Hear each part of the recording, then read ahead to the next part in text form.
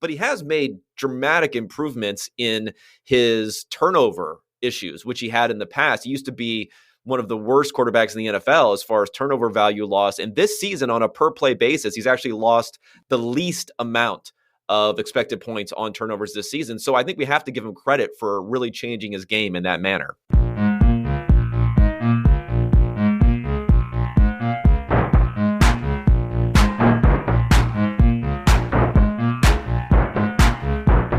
Welcome to another episode of the Football Analytics Show. My name is Ed Fang, your host, and on this episode, I'm thrilled to have Kevin Cole on the show. He is a data scientist and a football analytics expert. Among other topics, we talk about what the Bears should do with the top pick in the NFL draft. We talk about his model for predicting the outcome of games, and then we get into all 6 wildcard playoff games. The Football Analytics Show is brought to you by members of the Power Rank. Members get access to all my best predictions and analytics for the NFL and college football. Also, members get all my analysis, which includes my thoughts on all 6 wildcard playoff games and every single NFL playoff game during the postseason. If you sign up as a new member before the start of the NFL playoffs on Saturday, I will send you the Establish the Pass mug as a bonus. To see what the mug looks like and to learn more about becoming a member, go to thepowerrank.net. That is a URL that'll take you to a place on my site where you can learn more about becoming a member of the Power Rank. Once again, that's thepowerrank.net.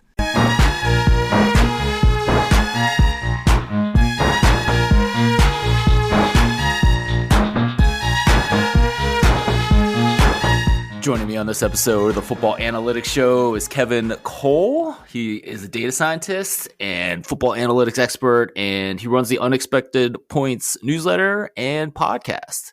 Kevin, welcome to the show. Thanks for having me, Ed. We're doing not quite a home and home here, but I had you on my podcast just a couple of weeks ago, so glad to return the favor. Absolutely. I realize I really screwed up, though, Kevin. What's up? I went an entire calendar year without having you on the podcast, which is completely my fault. And the only reason that it's okay is because we're still in the 2022 football season. And so this is your 7th appearance on this show, and thrilled to have you. Well, thrilled to be here. What's the record? Did you have a record number of appearances? I was kind of leafing through, and I don't really know. I don't think anyone's been on here for the 7th time. I couldn't find anyone. Yeah, as long as I have a healthy lead, then that's okay. If we start getting close, if it's some variance could come into play later on, we don't want that to happen. In front of me. So I am available at a moment's notice if it means securing the title for most absolutely. appearances. We should just sign a contract where we have one appearance during the season and one appearance to the off season on each other's pods, right? So, I'm not even joking. That's not a bad idea because I don't know how you are about this. I don't know how you are about this, but I think people generally are fine with appearing on my podcast, but booking is definitely not one of the things I want to specialize in, and having to ask people for somewhat of a favor. I mean, it's their time at least. I mean, I don't really think of this even as a favor to you because I enjoy talking to you no matter what the circumstances are. But yeah, if you could just lock in people in a certain way, that would really take some of the stress off of having to find guests ever so often. Because I don't know if people really need a variety of guests. And I also think it's good if you have a rapport with someone to have them on multiple times. Yeah, absolutely. Kevin, since the last time that you were on the podcast, you started the Unexpected Points newsletter. Tell us more about that. Sure, yeah. So for those who don't know, I was working with PFF before as a senior data scientist. There was a little bit of a shakeup there, and I and some others were let go as part of the process. And the timing, wasn't exactly ideal since I think it was the Friday before week 13. But what it has allowed me to do, and I've been very happy about the results and the pickup and the reaction and all that, is implement kind of what I wanted to do at PFF. And I've been talking about doing at PFF, but we didn't really find the correct venue to do it, which is to do a daily newsletter where I don't know if I put out something every single weekday, but I'm also putting out posts on the weekend. So probably 5 to 6 posts a week, continuing the podcast that I had at PFF, and allows me to dig into a bunch of different topics. And also there's something nice about being able to have an idea, write it down, do some very minor and probably missing things on the copy editing front myself, and then just send it out into the world too, rather than having to go through some of the institutional barriers. So I've enjoyed it, and I think it's gotten a pretty good reaction out there in the market. Excellent. And you were out there riling up Chicago Bears fans by saying that they should take a quarterback? Yeah, I'm with trying. The first pick? I'm trying to be, I think I was in pole position as far as that take is concerned, maybe a little bit too early, because when I get an idea, again, I just like to write it up when I get an idea. So I wrote following week 17, so the second to last week of the season, I wrote about how, hey, the Bears have this second pick overall. They could probably draft a quarterback there potentially, but even more so, the Colts are going to be the opponent of the Texans. So there's a good chance the Texans win, and then the Bears get the number 1 pick. And what would they do as far as that's concerned? So I wrote that up, and I, took a screenshot of that little take, and I sent it out. And the reaction was strong then. So I was like, oh, Nelly, this is going to be a good one. Because this is one of my things, honestly, is that teams do not take enough shots at quarterback. When they have one in particular, I think we've gotten people on board with the fact that they should be taking more shots on quarterback generally, rather than like an elite prospect defensive tackle or something like that. But we still haven't gotten people on board with like the multiple shots at quarterback. So right when in the early window they secured the number 1 pick, I just started writing it up right then, and I had it out on Sunday night already, which people were not ready to digest. But I'm trying to get, like I said, top of the hill. I want to be top of this hill where I'm taking fire on this take. So shouldn't the Bears trade down? I mean, look, so I don't necessarily believe in Fields. He needs to prove himself throwing the ball, because that's how you win in the NFL. And I think unfortunately for the Bears, and fortunately for him, he's been so explosive on the ground game that people think he's going to be Lamar Jackson, except he can't throw the ball as well as Lamar Jackson. Even because Lamar won the MVP of secondary. I agree. People got very mad at me as part of that blurb that I said that he hadn't shown nearly the passing ability of Lamar Jackson. And people are like, that's not true. And I'm like, dude, Lamar Jackson destroyed in his second year. But go ahead. Yeah. No, exactly. Right. So isn't the best strategy to trade down? I don't think so. And I know that quarterbacks, whether it's Jalen Hurts, let's say recently in the second round, or whether, Kirk Cousins, a number of years ago in the 4th round, and other guys have been successful who've been drafted a bit later. But still, if we look at the high end young talent in the NFL, if we're going to go through the guys who almost without an objection, you would say, man, I really wish I had this quarterback on my team. You would say it's Patrick Mahomes, it's Josh Allen, it's Joe Burrow, it's Justin Herbert, probably. I know Herbert hasn't the greatest season, but I still think he falls into that category. Maybe Deshaun Watson, before all of the issues that he had there, I think he was in that sort of category. So even Watson was the lowest pick there, and he was the 12th pick overall. And he was also a guy who was seen as maybe being a number 1 pick coming into that season. So you still, to get those high end outcomes, the guys who can win almost in any circumstances as far as what you build around them offensively and defensively, you still need to get a top prospect. So it really matters whether or not you're in a year where that is available. And this season, again, the draft process will shake out. Guys will move up and down. We don't know right now. But as far as the big boards and things of that nature right now are saying Bryce Young and CJ Stroud most of the time are seen as being top 5 type of prospects. They have some others who would fall into the top 10 or top 20 who may move up as part of the process. I mean, at this point in time, Patrick Mahomes would have been maybe a fringe first rounder in the process, and then he ended up moving up as we went on. So if you have one of those guys, I don't know. I think that is the most important thing, because trading back is going to get you draft capital. It's going to be fine. But, Justin Fields, this is going to be his 3rd season. If he doesn't hit, or even if he does hit, but he's not a major hit, we're talking about a big contract coming his way, either following the 2023 or 2024 offseason. And if you don't have that high-end elite quarterback, you may get a couple more picks, you may get a couple more players to put around him. But in some ways, it's just, rearranging deck chairs on the Titanic. If that quarterback pick does not hit, you got to get the first thing right. And this is a huge opportunity to do that for the Bears. Absolutely. No, it's interesting to think about, right? I mean, because I think we have talked about the notion of trading up for quarterbacks, and that's the only reason why you should trade up in the draft, right? Yes. Or take an early pick. I think there's a good argument that even a top 5-ish or at least top 3-ish sort of pick, because of how the salaries really decline quickly and they're huge at the top of the draft. It's almost hard to justify taking a non-quarterback in those top picks. But and so in the same vein, trading up, yeah. So this is like the opposite. Not trading down is like the counter, the flip side of the coin of trading up. Right, exactly. And I believe your first appearance on this podcast, you said Kansas City would trade up to grab Mahomes, which wasn't a, I don't think a lot of people were predicting that.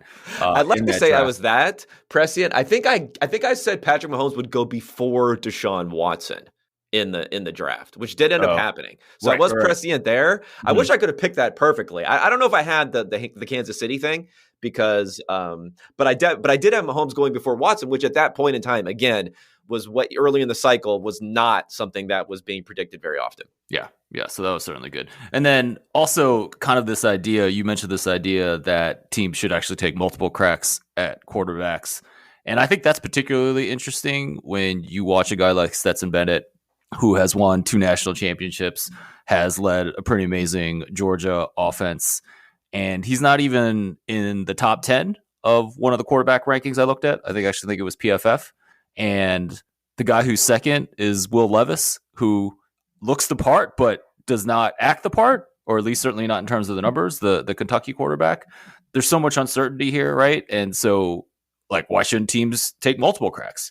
Yeah, no, I think that's a huge point, is you don't know who these guys are going to be once they get into the NFL. But the flip side, again, and this goes back to the Fields thing, and you don't know who quarterbacks are outside of maybe those names that I mentioned earlier as the top high-end guys. You don't really even know who quarterbacks are after 2 seasons, 3 seasons, 4 seasons in the NFL. You can't necessarily be that sure. And in this article that I wrote about the Bears considering taking a quarterback at number 1. Again, I would probably even adjust that to saying they should take a quarterback at number 1 if they feel like there is a prospect worthy of that, of being the number 1 overall pick. Is like I cribbed a bit from an article I wrote about Jalen Hurts right after the Jalen Hurts pick, because that's right. It seems like a long time ago, but another world here. No, Carson Wentz had recently signed a big extension. They draft, their defensive backs, I think, were horrible. And everyone's like, oh, they need to draft defensive backs. They need to draft this. Why are you wasting a pick on Jalen Hurts? We have this huge contract on Carson Wentz. And I was making the point there, we don't know as much about Carson Wentz as we think we do at this point. It's not a binary designation. A lot of people treat this as a binary designation, like the quarterback that we drafted early has failed and he's gone. So maybe like a Josh Rosen type of situation, and we can move on. Or they're good enough that we have to play the string out. We have to play out this entire thing before thinking about bringing in real competition. And I don't think that's true. I think you have to adjust based on the circumstance. So for me, Wentz, I felt like you could bring in Hurts there. And I know this is a vastly different situation as far as the amount of capital you're spending here, but you're getting a better prospect too with the number 1 pick than who Hurts was. And I think here, Fields is good enough where I'm not saying kick him to the curb. I'm saying let him compete, but at the same time, I don't think he's earned the right to not even see competition at this point. When you're going to make major investments in free agency and the rest of the draft and the rest of the team, having another shot there at quarterback really ups your chance of having an overall success for this team rather than just having to rebuild again in 2-3 years. I completely agree with you. I can feel people on Twitter right now just saying, well, what about the locker room dynamics? And so on and so forth. And it's all nebulous. I mean, maybe the locker room dynamics, but listen, this Bears team is going to have like 2/3 of the players on this Bears team a year from now are going to be different than the players who were just on here this past season. They have $100 million in cap space.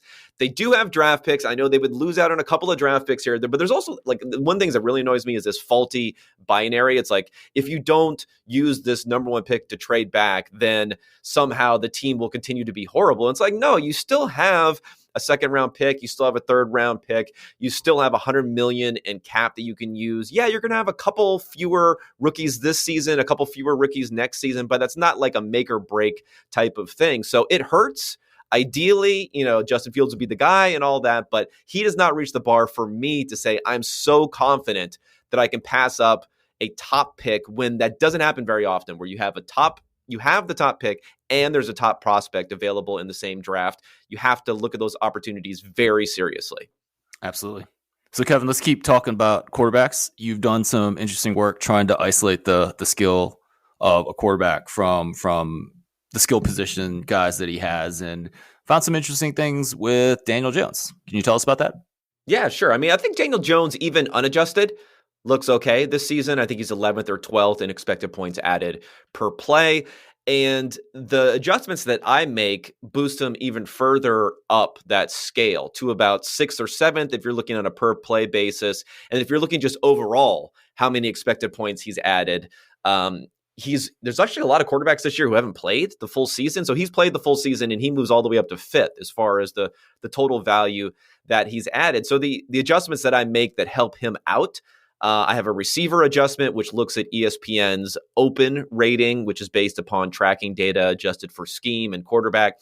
And guess what? Daniel Jones's receivers are not very good. Not very good. In case you haven't noticed, despite the fact Kenny Golladay got in the action in week 18 there.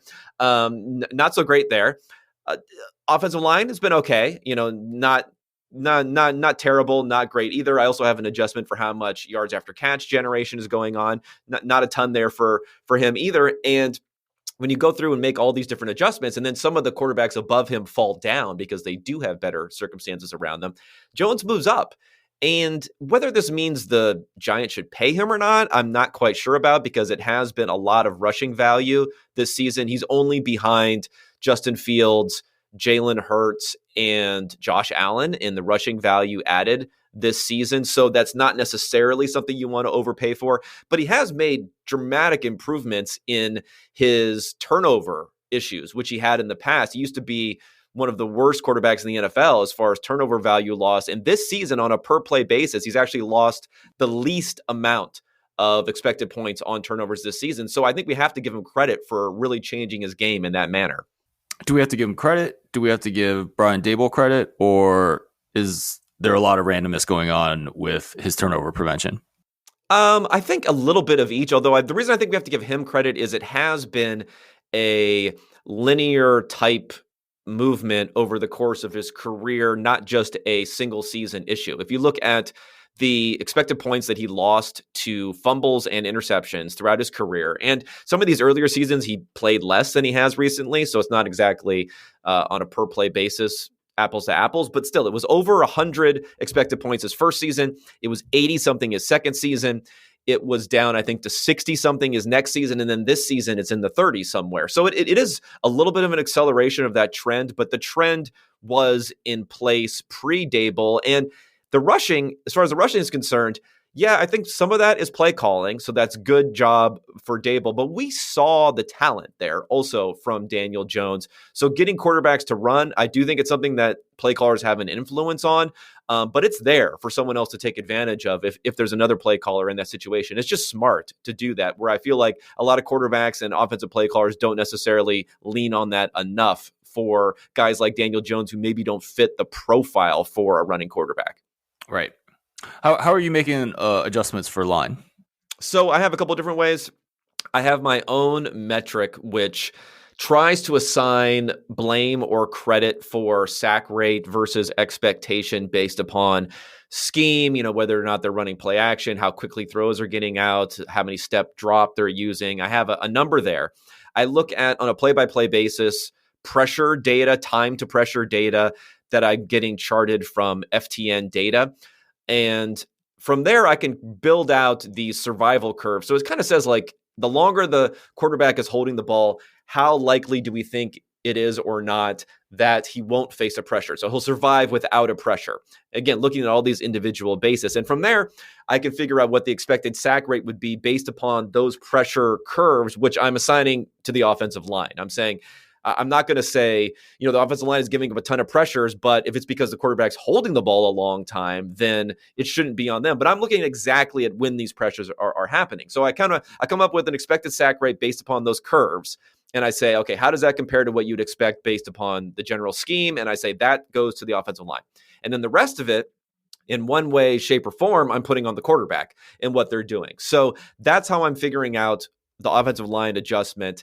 Not only the sack value that they're losing based upon that, but also it's about half an expected point difference between a pass under pressure or a pass from a clean pocket. So I'm also making an adjustment there. And then as a sanity check, because some of the numbers don't quite align with what popular perception is, as a sanity check, I'm also blending that with PFF pass blocking grades for individual players, which I then kind of roll up into a team grade number and then make an adjustment based upon that.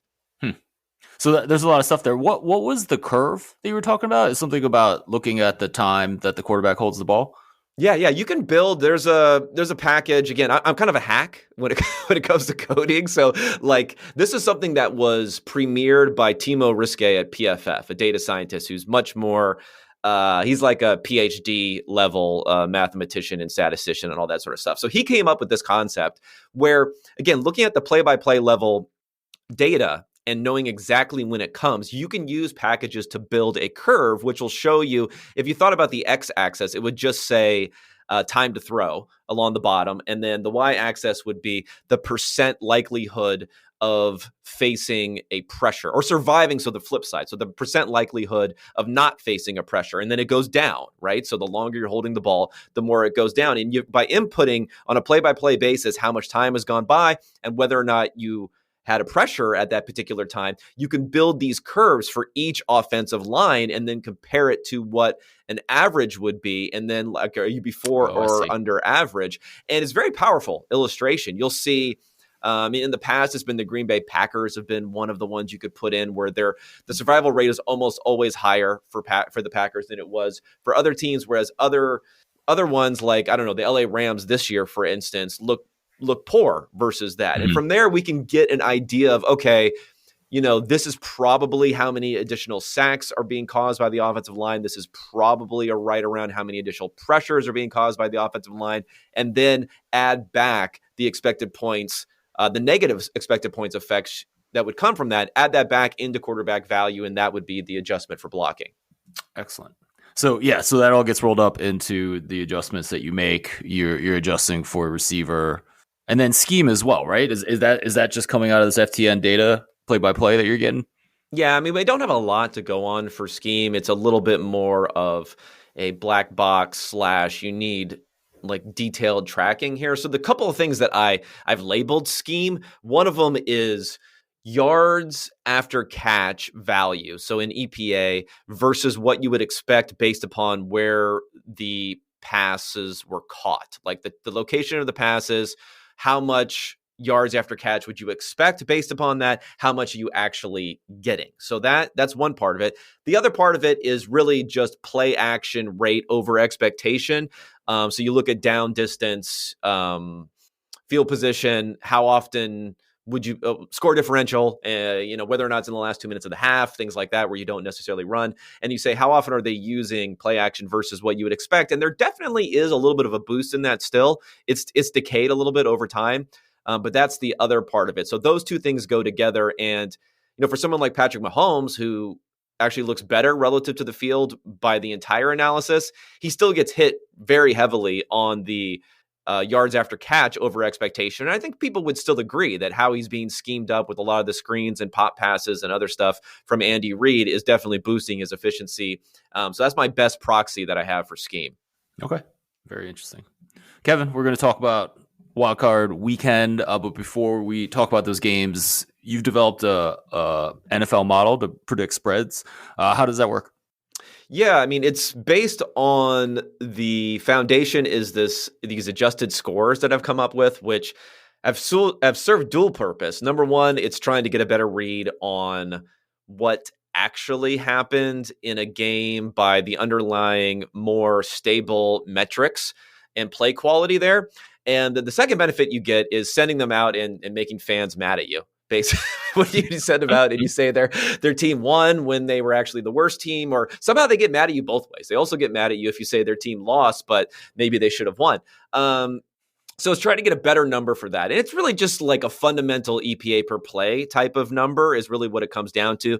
But then pace and other things come into play on that also. It's going to downweight some of the outlier plays it's going to downweight special teams and turnovers to a degree, and especially long run backs on turnovers, which sometimes it's luck, sometimes it's not on those sort of situations. It looks at fumble luck. It looks at whether or not recovery rates and things like that. And it tries to make adjustments to get a fundamental number. And then from the fundamental number, I'm sure you're doing something similar there where you have these fundamental underlying metrics to tell you team strength. And then we're going to roll those up and try to get an idea of how those historical results played out in terms of point spread and points scored and pace when you add pace into it, and then figure it out versus what we're seeing from, the prognosticators in the desert and what they're saying.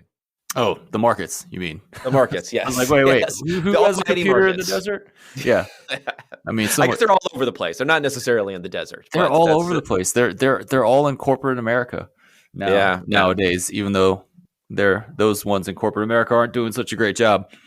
But so let's get back to your model, right? I mean, you're basically saying, okay, well, maybe the score was so and so, but it really should have been this different score. Yeah. And then how does that project in the next week? Well, again, you're looking at what sort of team strength do we have going backwards. So you have a prior earlier in the season, you have a quarterback number, which you can flip in or out depending upon whether the quarterback's there or not. So how much of the efficiency in the past has been accounted for by who the quarterback is.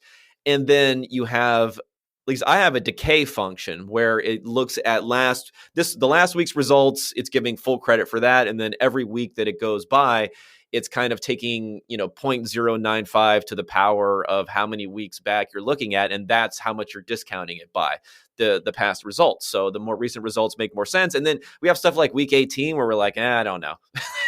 None of this stuff matters. Other than a couple of, games where teams were actually trying to play it out. And then through that, again, you just look at the past and you look at how efficient these teams have been when they've had those types of underlying team strength metrics, in the past, and then you're modeling based upon that. Interesting. So no Anthony Brown versus the Bengals defense is what you're saying there. Yeah, that one gets discounted a lot. The Bengals defense was tricky because I was very, very high on them, and I thought I was making proper adjustments for the fact that they were playing kind of a slew of bad quarterbacks early in the season. And, the Bengals have had quite a strong run here. So that was one of my hits in the early season, was to say, hey, I think the Bengals are a lot better than their record. Absolutely. Yeah, that's definitely something that has been coming out of my numbers as well. Let's go through the games. First one, we got Seattle at San Francisco. Geno Smith versus the rookie Brock Purdy. What are you seeing in this game?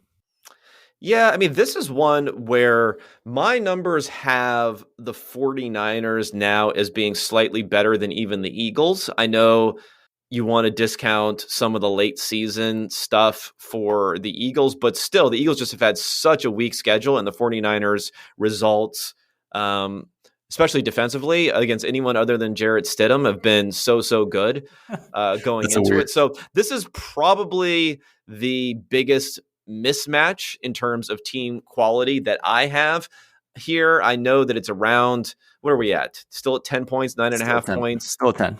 Still at 10. Yeah, still a 10. Wednesday morning. So I think that's fair. I mean, I guess Buffalo, Miami, you don't really know about Tua, so that would be the other one that would be close. But I have that as being a fair number. I'm pretty high on San Francisco, and I think the markets are also pretty high on San Francisco. If you look at Super Bowl futures, they're about equal to the Eagles, and they don't have a bye. So that shows you, I think the market probably agrees with me that the 49ers are the best team in the NFC. So, I mean, what about Brock Purdy? What do you think about him from watching him play? What do your numbers say? I mean, he's a rookie, didn't exactly kill it. Last couple of years at Iowa State has been great for 5 games.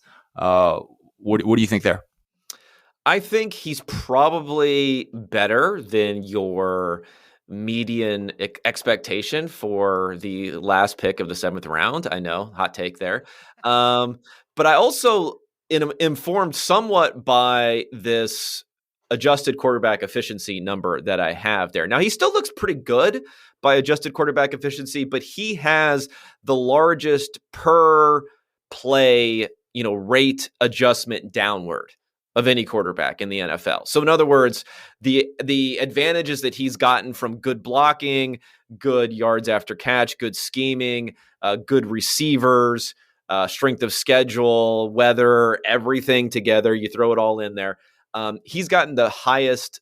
He's gotten the most benefit there, but his number, his baseline unadjusted number, is so high that even if you drop him down, he looks like he's been performing maybe as slightly better than league average type of rate, which means I move my prior up for him. Now, I don't necessarily think he's going to continue as a slightly better than league average rate. I would be more confident in Jimmy Garoppolo, who has about the same unadjusted efficiency as Purdy this season, but with a lesser adjustment down.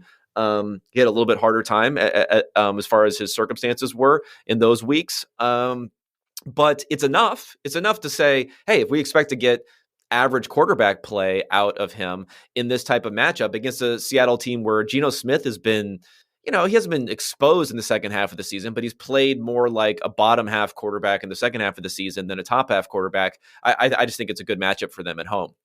What about moving forward? I guess I want to say that like the San Francisco is being a little bit overrated because we're getting a small sample size of Brock Purdy.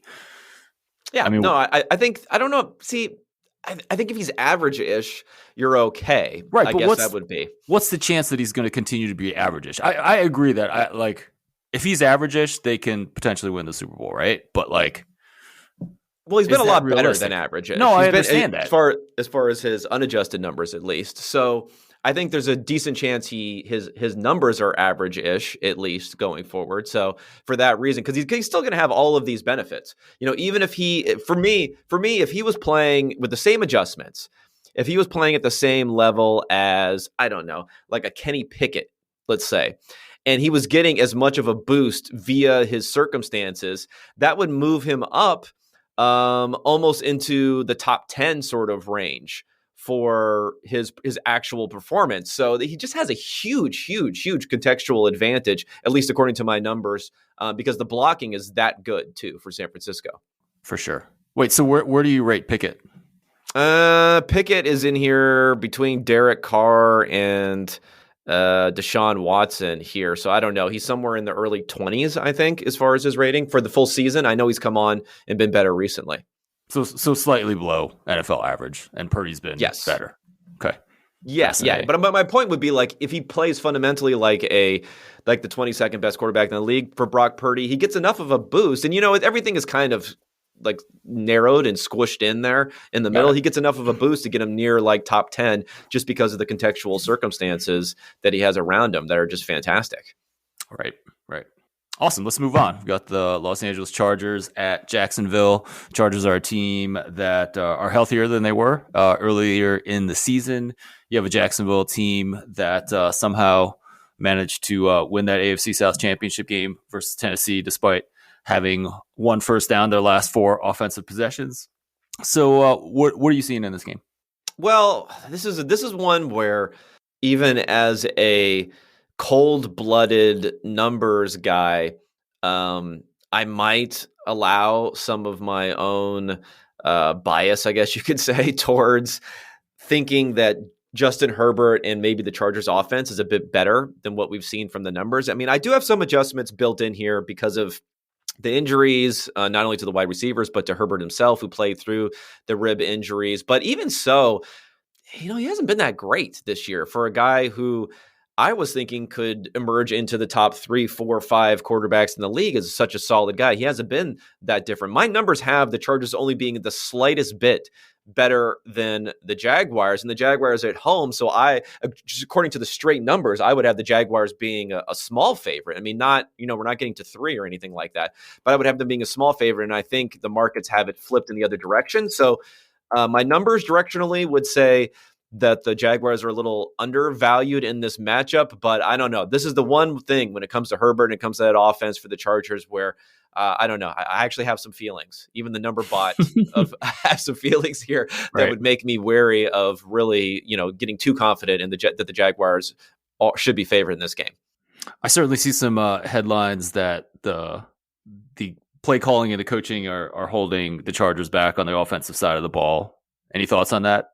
I mean, it's possible. I tend to discount a little bit of the play calling stuff. I know that it would sound weird from people like myself who have been criticizing coaches' decisions, forever to say that maybe we're not in a position to criticize the coaches here. But I think when it comes down to for me is like I criticize coaches when it comes to fourth down decisions, when it comes to other things where they're not really experts on this sort of stuff. They're going based upon tradition. They're doing other things. Whereas when people are criticizing, Joe Lombardi for his scheme, they're just doing the same exact thing that Joe Lombardi is doing. There's not like a whole different method to their madness. And they're just saying, I'm right and he's wrong, or this entire coaching staff is wrong. And I guess in those circumstances where I can't really define a process-based reason for why I should believe the criticism over the coach, and there's no reason why the coach doesn't understand all these things that the people are saying, like Justin Herbert has a big arm. I'm sure the coach knows that, right? So I tend to fade those a little bit. Not that it's not true necessarily, but I fade those more than I would fade someone if they say, hey, this coach is not going for it enough on fourth down. Like I'm much more confident in that sort of take. Absolutely. All right, let's move on to Sunday. We have Miami at Buffalo. Obviously, the biggest story here is who's going to play quarterback for Miami. What are you thinking here? Yeah, I don't know. I mean, with this thing around, I guess still at 10, right? Sorry, I should probably have this stuff pulled up as we're talking about this. I have it pulled up. Yeah, I'm seeing a bunch of 9.5. Oh, actually, it's up to 9.5. Nope. I take that back. It's up to 11.5, 12.5. I thought it was going in the other direction. I guess he's not going to play because I can't explain it. Like, I think the markets are very, very good at figuring out what's going on injury wise. We haven't gotten any good news. It sounds like he's either in the second or third phase of the 5-phase concussion protocol. And if we remember back to what happened with did he have a concussion? Did he not have a concussion? And was put into the protocol. Like he was immediately basically cleared out of the protocol. He was cleared out of the protocol pretty quickly after the concussion in Cincinnati, the ugly concussion in Cincinnati. He hasn't been. This is not just them holding him back, even though he's been promoted out of the protocol. He's still in the protocol. So that makes me wonder a little bit what was going on here. I thought from a perspective of, NFL players would definitely lean towards playing in this playoff game. So I thought that there was a good chance that he would come back, but everything I'm seeing says that's not the case. And if that's not the case, then it's going to be really tough for them. If it was the case, I would be kind of excited about the Dolphins' chance to potentially pull off an upset here, but I don't see it. I guess it's not going to happen. Right. And I think with this number moving more towards Buffalo, that suggests that Teddy Bridgewater is not going to come back with his hand issue. Yeah. And as for much as I claim to like Skylar Thompson this offseason, and he looked pretty good in the preseason. He's a 7th round pick, and he's been pretty much poop during the regular season. So I'm not expecting too much for him. Even with a week's preparation, it was rough last week. Yeah, for sure. So I mean, your quarterback analysis is putting him towards the bottom of the NFL. Oh yeah. I put him pretty much at the bottom, unless we have Anthony Johnson. I want to say his name correctly. The Ravens guy starting again. Right. Awesome. Let's move on. We got the New York Giants at Minnesota. Minnesota is kind of an unthinkable 11-0 in one-score games this year. Often called a fraud, and no one's going to disagree with that. You already talked a little bit about Daniel Jones and the Giants. What do you see in this game? Well, I think both teams should be happy they're playing each other. Let's find another fraud to play. Yeah, they both lucked out. So they both gave themselves the best chance of advancing by playing each other. So I'll say that number one. If there's like insight that I might have vis-a-vis what the market's telling you, I've always been a tick lower on the Vikings than the market has been. I don't know if that's because the market has priors built in there, maybe has a little bit of an influence for some sort of signal that I'm not able to find in these one-score victories, but I've just always been a little bit lower on them. And I'm a little bit lower on them than I am on the Giants, according to my numbers. And that's not, the line in this one, of course, what the home field advantage means for every single stadium and all that sort of stuff, who knows? But putting Minnesota at 3 means they're seen as being the better team in this one.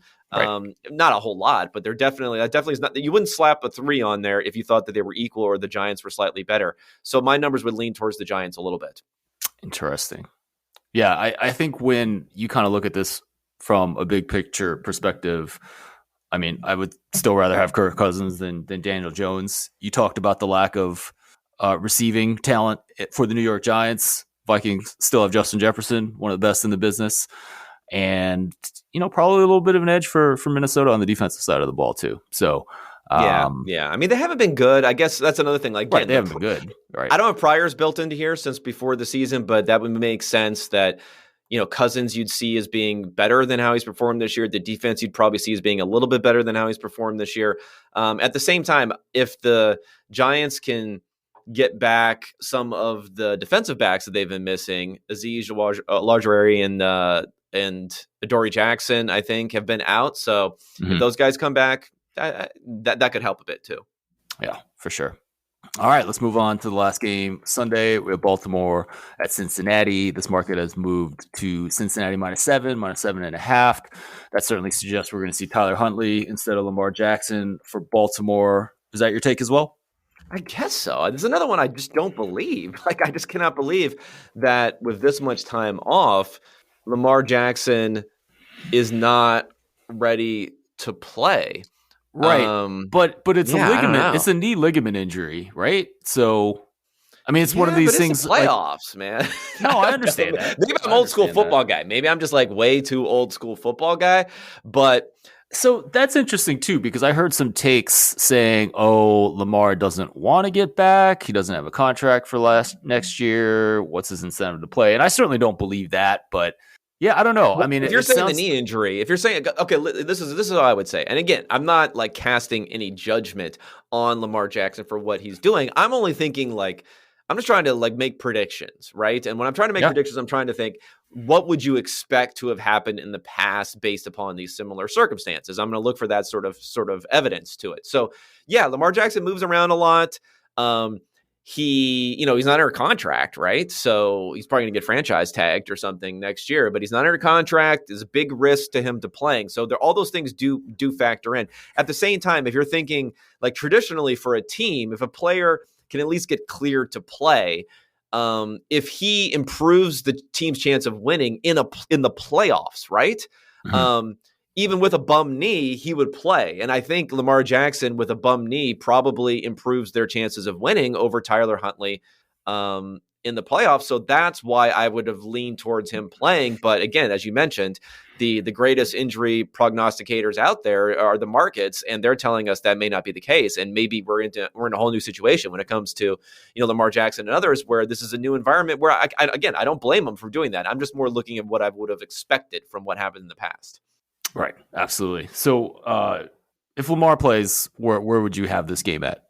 I would have it more around 4.5, I think, but still pretty healthily to the Bengals side.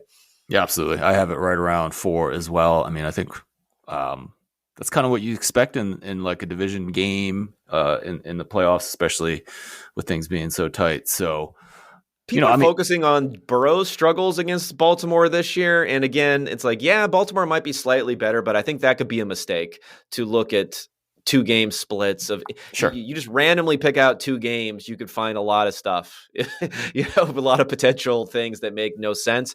Baltimore might play him a little bit better than other teams, but I would only downgrade your estimates for how Burrow will play slightly based upon that, not say he's been bad against Ravens twice in a row, so he'll be bad a third time. That seems like pretty faulty analysis. Yeah, absolutely. And overall, I feel that Cincinnati's offense has been a lot better this year. They've certainly gone up when I look at success rate adjusted for opponent. They haven't broken as many big plays this year, but we all know that success rate type metrics are more sustainable. Yeah. Are you seeing that in your numbers as well? Oh, totally. Yeah. I mean, that was one of the reasons why when I saw them earlier this season, I thought, well, they were running it too much too, which right. Thank God they've stopped doing that. But I thought, hey, like the results are a lot worse than last year, but those results were unsustainable last year with those big plays. So fundamentally, the Bengals are, to me, significantly better than they were last year, like significantly better. I have the Bengals as being the 5th best team in the NFL.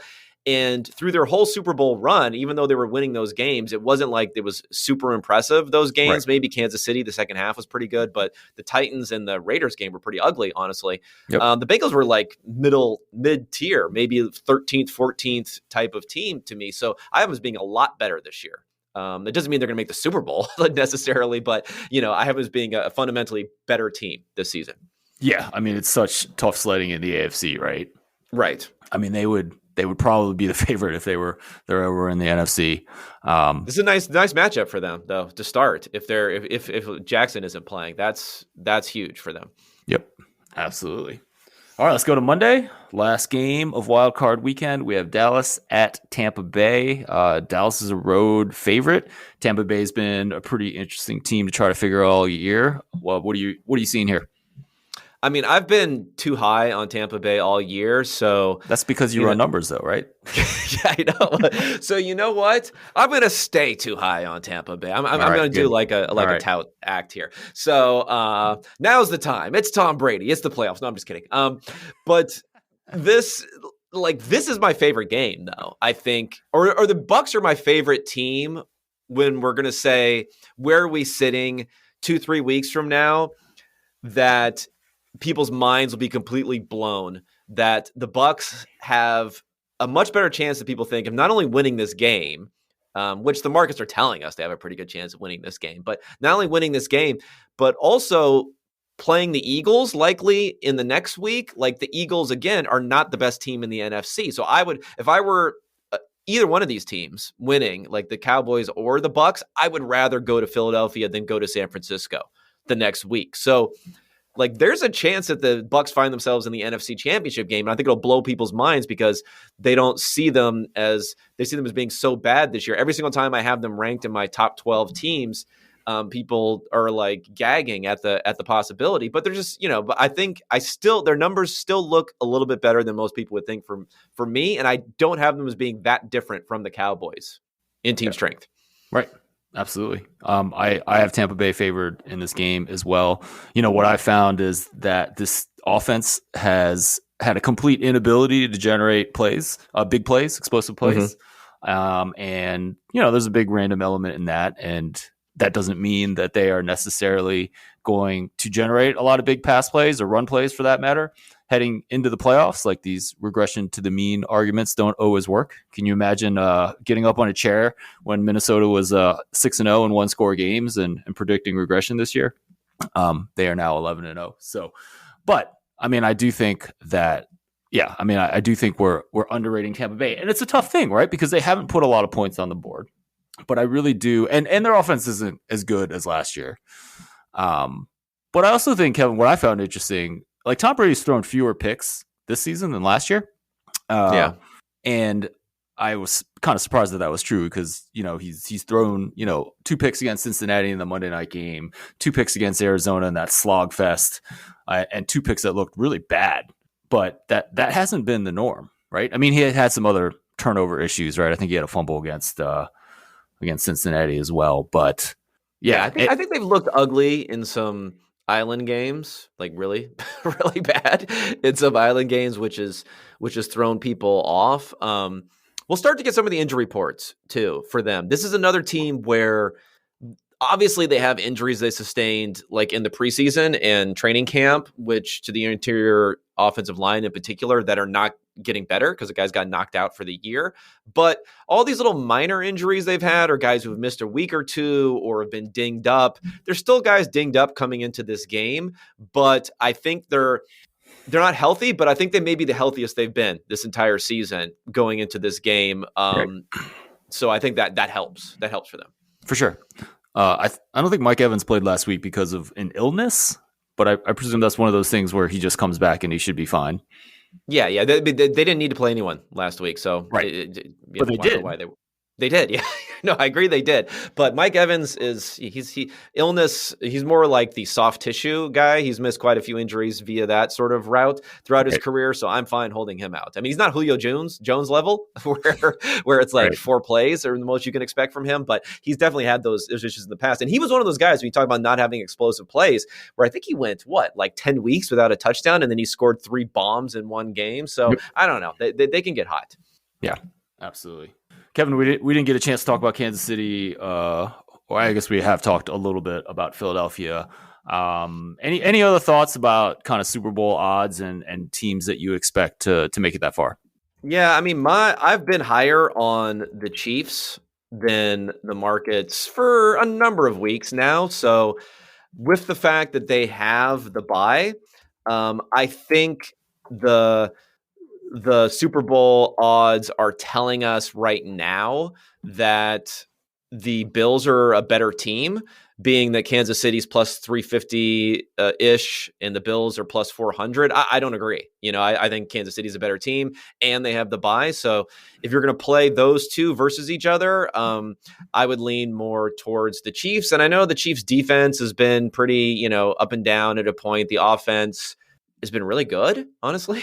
So I'm pretty confident in what's going on offensively. And I don't know, this Chiefs team has gotten pretty far in the playoffs many years where the defense was not so hot. I just have more confidence in them. And I know Allen may be getting healthy on the Bills, but he still is like more susceptible to some bad turnovers. And even with the weapons, like I would take the Chiefs receivers over I would take the Bills receivers, because outside of Stephon Diggs, you don't have a whole lot there. Whereas I think you at least have competence when it comes to Juju Smith-Schuster and MVS, and of course you have Travis Kelce as a like a queen sort of chess piece that you can use there in the middle of the field. So I don't know. I just think they're the best team, and the market does not seem to agree with me. So Kansas City would be one of my favorites. Right. Most sports books have the Bills as a Super Bowl favorite, but Circa actually has the Chiefs as a Super Bowl favorite. Oh, so really? Okay, interesting. Yeah, I'm looking here. Yeah. They're one of the only ones I could find. I actually tweeted about this a couple weeks ago. It hasn't really changed. And I mean, I think my numbers have the team is pretty neck and neck. I'm pretty sure I would have it as a pick at a neutral site if they were to meet in the AFC championship game. So, yeah, anyways, one of the sharpest sports books in the world agrees with you, Kevin. Well, I mean, it sounds like they agree with you also, because if you're saying you would have them as a pick on a neutral site, then the Chiefs should be favored for the Super Bowl because they have a bye, right, this week. So, the markets are saying most markets are saying the Bills are a better team than the Chiefs. There's no way you could get to them being favored for the Super Bowl, or even being even, or even being a slight discount, unless you thought that they were better. I also think the Chiefs are just in a better position here where Bills Bengals next week, right? Like versus having to play the Jaguars or the Chargers. I don't know, man. Like that just seems like a lot better spot for the Chiefs in the divisional round too. Yeah, absolutely. Are we going to see a surprise in the NFC? I mean, you already kind of hinted that you might see Tampa Bay in the championship That would be my game. call. That would be my. It's probably not going to happen, but if it does happen, I'll tout myself for it happening. I can and if it doesn't happen, I'll say, "Oh, it wasn't gonna, we all knew that wasn't going to happen." So that could be a surprise. I mean, the Vikings, why not? That would be fun for Vikings fans to dunk on everyone for a while if they had a little bit of fun along the way there. Before they have a TCU like experience in the championship game. Well, it'll be fun too, because I guess it must have been the last time they played each other. I don't know if you remember like the 49ers Super Bowl run in 2019. They played the Vikings and the Packers back to back and just stomped all over both of them. So Vikings fans are definitely going to be thinking about that. And I want to see what that number is, because there's some possibility, if the Vikings win this week, or whoever wins this week, I think I might like whoever's winning playing at San Francisco next week. You probably will too, because you're thinking that they're a little bit overrated with Brock Purdy. So that's one I'm like already looking forward to in advance to see what that number will be. I know, but I feel like the NFC is just kind of a mess, because I want to bet against the Vikings every week, and I'm honestly leaning with them this week. Not by a lot, but they're home. Giants aren't that good. Definitely lean towards the Vikings there. But then I want to fade Brock Purdy too. So it's like, But what about the Seahawks this week? What do you think about that number then? Oh, I think it's too high, right? I mean, you think that San Francisco with Brock Purdy was a 3.5 point favorite on the road at Seattle not too long ago. Yeah. So, I thought that number was a little bit low, but now we're switching to 10 points at home for San Francisco. Yeah, I just don't like Seattle that much. But I don't like Seattle that much either, but they still have two of the best receivers in the business. They have they made some strides on defense. Yeah, Lockett makes a big difference. Yeah. Well, I mean, Lockett will unlock the offense. I'll unlock the offense there for the Seahawks. I mean, do you know he gets a huge score by the open score, the open rating for ESPN. Right. It's one of the reasons Geno Smith gets nailed kind of hard in my adjustments is that Right. Lockett is in the top 5, I think, in that category. Right. And Tyler Lockett broke his hand, missed a week, and now is back. Like I guess I don't fully understand that story. I mean, is he just playing with a broken? Like he just heals that fast? I don't know. It's the playoffs. You can he heal played in last off-season. week. Yeah, that's he had true. like a bajillion snaps. Well, that was the playoffs too. That was like the early playoffs. Yeah, the playoffs started a week early for them. That is true. All right, Kevin. I always like to end with some potentially non-sports questions. If you could be one historical figure, who would you be? That's a good one. I actually didn't really prepare for this one because I was thinking about it. I don't know. Like we vastly, I think, underestimate sometimes like the convenience of like modern day indoor plumbing and things like that. So I wouldn't want to go too far back in time. Right. That's actually, let's come back to this one because I want to answer the other one first because I actually have an answer for that one. All right. So what is one item on your bucket list?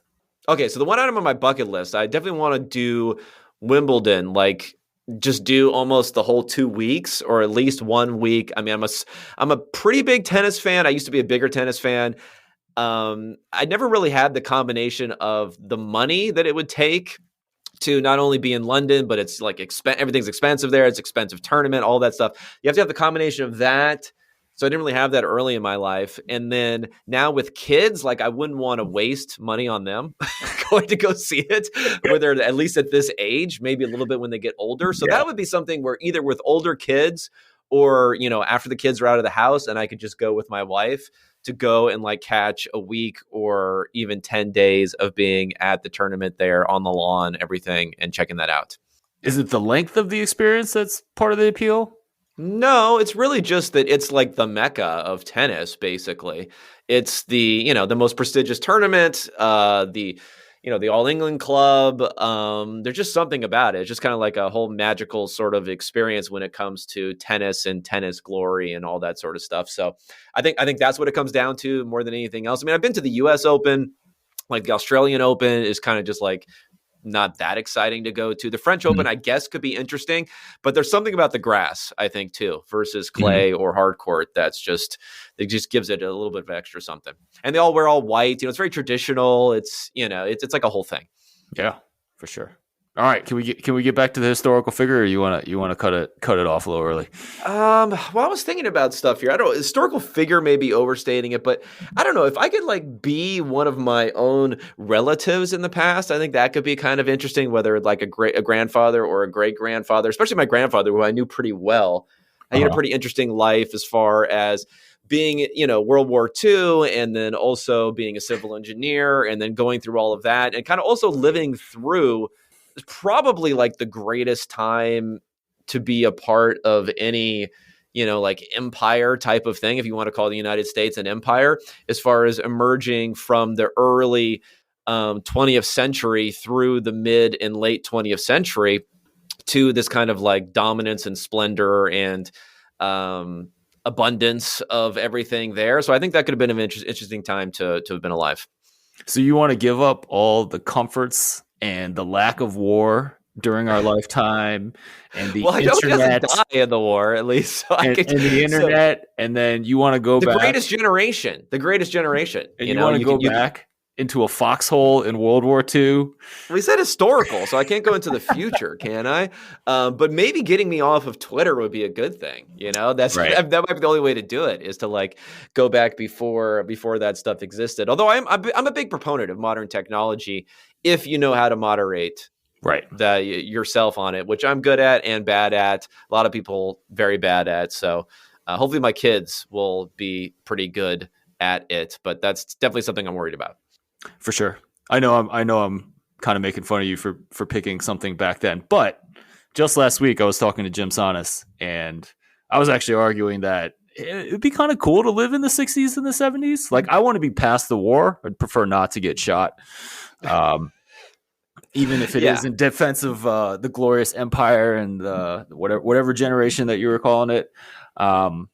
But yeah, you haven't heard that? The Greatest Generation? That was like a whole Tom Brokaw thing. Yeah, exactly. There were like books written about it and documentaries and, make Americans feel good about themselves. I don't like, my dad was on the older side of like the baby boomer sort of generation. So he's still like more like a old Greatest Generation guy, not Greatest Generation, but he's not like a hippie guy. His actually younger siblings who are 5 and 9 years younger than he is, they fell more into that category. So I don't know. I do think there would be something interesting as being part of that whole hippie generation, but it also might have been good just for me as someone who likes to kind of hate generally, to been a little bit older and being like, these kids, they're all nothing with their dope and their rock and roll and whatever else. So that could be fun too, just to talk about that. I feel like we're going to have that opportunity to like dunk on our kids and be like, man, all you guys do is get on Instagram, and when they're all cyborgs or whatever will be going on in the next generation. Yeah. We allow our kids to watch too much YouTube. And my wife the other day was like, oh my God, they've gotten into YouTube shorts. They just like flip through these shorts. Oh yeah. And I can see that. YouTube is the one thing that we're not really letting them have access to. I think your kids are a bit older, so it'll be impossible. My kids are a bit older to keep them off of there. Keep them off of there. I feel like it's almost impossible. Like my kids are not on social media or Instagram, actually by choice, which we'll see how long that lasts. But I don't know. I feel like they're just games, just playing too much with the games. Too much with the Netflix shows and other things like that. That's more about it. And the thing that annoys me is like how much, and they're starting to get into a little bit. Actually, World Cup was a big thing of watching the World Cup, and the kids, at least my youngest, getting into it just through like osmosis, just kind of like being in the room sort of thing. And that's, right. I think about myself and like how much I became a sports fan. It wasn't like I was like, oh, I got to watch the, whatever is on the side, the Tour de France or whatever my dad would be watching, because my dad would watch like anything, any sports that was going on. But then I just watch it through him watching it, and then I would kind of get into it. Whereas my kids, they have these devices where I'll be watching it and they'll be like, oh, I want to watch Netflix, some different show. And I don't know, I got to have more willpower to be like, no, put it away. And even though you're going to kind of annoy me during my own watching experience, like you'll start to get into it once you start getting it, but they don't want to like get into something. They want to say, I want to watch the 5 millionth episode of Johnny Test or whatever the heck they're watching right now. Yeah, no, the multiple screens is definitely a very different thing from the last generation, right? Because the shared experience, even with your own children, sometimes you have these separate experiences. So I mean, I like to even force them to watch TV together on the big TV rather than they would rather just be on their individual iPads doing everything all the time. No, but honestly, like it's, at least in my family, it's become a time where like shared time on a screen is like celebratory, like a good thing. Like, oh my God, like we're the best parents ever. We're just all watching the same screen. Yeah, exactly. Which could kind of seem comical 30 years ago when we were growing up, right? Yeah, but like, it is a shared experience, though. Like, if we're all sitting around reading a book, that's not a shared experience. Like, no one's doing that sort of thing. So, no, I do think it is a really good and fun thing to do. It's just, it's because of the devices, it becomes a little bit of a constant thing. Like we had them watching, we don't really watch that much TV. So we were watching The Voice or something like that. I don't know why we got into watching that. But it's something where it builds upon itself. You get to know some of the people. They were watching it with us and they kind of got into it, but then they'll start to be into some other show. And again, like the World Cup, and I'm trying to get them to watch Premier League and other stuff. And it's a constant struggle because there are options that are available to them that just were not available to me. Like for me, it was watch what my dad is watching on TV, or like go out and play, or if it's too late at night, that's basically it. I didn't have my own TV in my room or anything like that. Right. So with them, it's like you have to constantly be putting your foot down all the time because of it. I do want to say that I do read with my family, and I actually think it's a good thing, even though we're not reading the same thing. Like the fact that we read together and they're at least getting some time reading outside of school somewhat makes up for the 32 hours a day that I let them watch YouTube otherwise. Well, that's interesting. The thing is, my oldest is a bookworm. Like he loves to he almost needs to be doing something at all times. So he's reading all the time. And then my 7-year-old, can't really, he's okay. He's a little behind the curve, honestly, when it comes to reading someone. So it's a little bit tougher. But yeah, no, I agree with you there too. But I need to get my younger one on reading, and my older one, he actually likes reading as a secondary option. So that's good. That's great. Kevin Cole, thank you so much for joining me on the Football Analytics Show today. Please let everyone know where they can get all your good work. Yeah, go to unexpectedpoints.substack.com. Everything's there. There is a paid option to get more than the free previews when it comes to things like adjusted scores and the adjusted quarterback efficiency and power rankings and all that stuff. There's also a free podcast every week, an interview I put out there. And there's also free articles I throw out there, especially if they're meaningfully topical, like the Justin Fields article this week. And then next week, I think I'm going to write up a post on the Complete Idiot's Guide to Hiring an NFL Head Coach is what I'm going to call it. Nice. And I'm looking through some like hiring practices sort of stuff to give the NFL owners who I'm putting into the bucket of the complete idiots when it comes to hiring NFL head coaches, give them some criteria and a plan to follow in order to do that, since we're going to be in coaching season. And I'll make that free for everyone to read through. Are we, is Harbaugh going to get an offer? I don't know. It sounds like he wants an offer from Eddie. Well, I don't know how much to believe the reporting, but yeah, I think he's going to get an offer from someone eventually. We'll see who it is. If you believe the stories that there's like the story with the Panthers, where it was like the Panthers weren't that interested, but Harbaugh was persistent, or Harbaugh's people were persistent in getting his name out there. So I don't know. It almost happened with the Vikings, I guess, last year, right? Well, but that actually makes me think that it wouldn't happen because they hired a younger coach from a kind of quote unquote more modern, coaching tree, right? And Harbaugh is still, a guy who wants to man ball, right? And so I was kind of thinking through my mind that would make him less attractive of a candidate, but maybe I don't know. There's not a lot of qualified assistants to step into the head coaching role, and teams were already overstepping with guys like Nathaniel Hackett. So yeah. I don't know what to think. That would be an area that if they don't get Peyton, so what they do is I'll put this in my Complete Idiots Guide. Is that what I see from NFL owners is, what they do is they go, you know what, we need a fresh, new, young voice like a Sean McVay type. They hire that type, or someone who doesn't have coaching experience. It abjectly fails, and they go, you know what? We need an established whatever sort of guy. And then that fails, and they go, you know what? We need a fresh-faced new guy. Like, they just want to do the opposite. So because Hackett was such a failure, you can almost guarantee that the Broncos are not going to hire any first-time head coach for sure. Right. So that puts Harbaugh as being in contention there, I think. But don't they have the small sample size of, we just hired the wrong young coach. Look at what happened in Minnesota and Miami. I agree with you, but that's not how these guys think. These guys are like, I can't take that pain. And it's also regret aversion is like the big thing that I talk about, not necessarily loss aversion, but regret aversion. Like if they hire another young head coach, it's going to hurt more if it fails than if they go to the established guy and it fails. Like, so they're going to try to avoid the potential for that hurt to be like, I can't believe we did the same thing twice in a row and failed both times. So that's what they'll be trying to avoid more than anything else, in my opinion. And then if you're Denver, isn't Sean Payton a better candidate for an established guy than Harbaugh? He is, but he's going to have options. He's going to cost you a first round pick. He's going to, at least where you don't have a whole lot. You have Miami's first round pick, which is actually San Francisco's first round pick because Miami sent you San Francisco's first round pick. So you do have that, but who knows? They might have to give up multiple picks after having already given up multiple picks and Bradley Chubb as part of their re-stockpiling the draft pick thing. And you're going to be paying Russell Wilson $50 million a year. So I don't know. How many more picks can they give away? Maybe enough. Interesting. You can obviously see I'm just trying to figure out how to keep Harbaugh at Michigan. That's kind of, it's interesting. Like, I've been a Harbaugh apologist for longer than anyone in this town. I was definitely on his side after coming off of that 2-4 COVID season. I was basically the only one defending him. And now people are all mad that he might leave. And I don't know. I'm just like, hey, the guy can love being Michigan's coach, but also have an itch to go back to the NFL, right? Both those things can happen, right?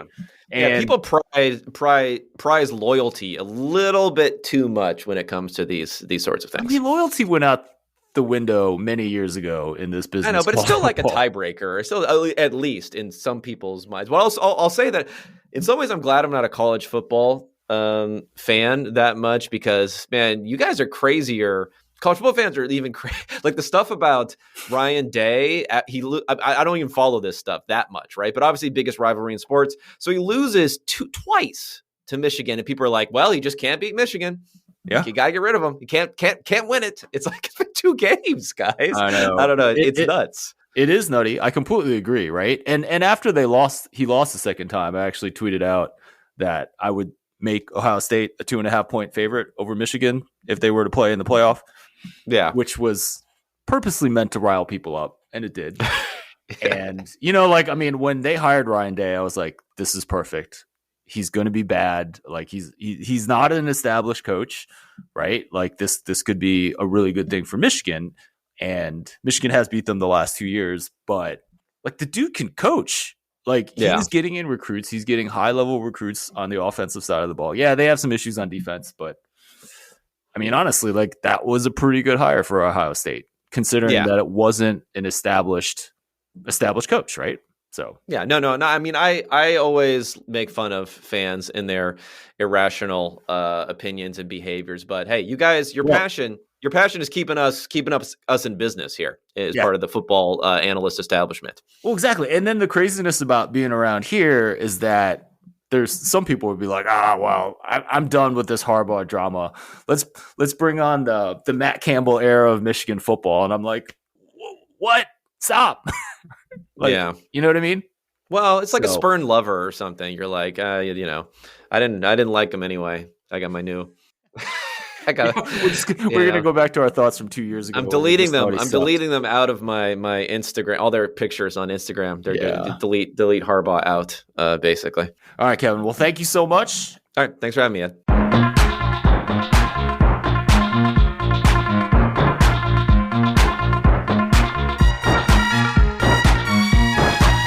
My name is Ed Fang, host for the Football Analytics Show. I really hope you enjoyed that conversation with Kevin Cole. Kevin just offers so much information and insight with everything he does and with everything that he says. Please go check out all his work at Unexpected Points, both the newsletter and the podcast. Just a reminder, if you sign up to be a member of the Power Rank before the start of the NFL playoffs, I will send you the Establish the Pass mug. To check out what that mug looks like and more about the benefits of becoming a member of the Power Rank, you can go to thepowerrank.net. That is a URL that will take you to a place on my site where you can learn about a membership. If you just want to try out some of the content and predictions available to members of the Power Rank, you can sign up for my free email newsletter. You can learn more about this at thepowerrank.com. That is my site for better sports betting information through data and analytics. Once again, that's thepowerrank.com. My name is Ed Fang. Thanks again for listening, and I will talk to you again next week.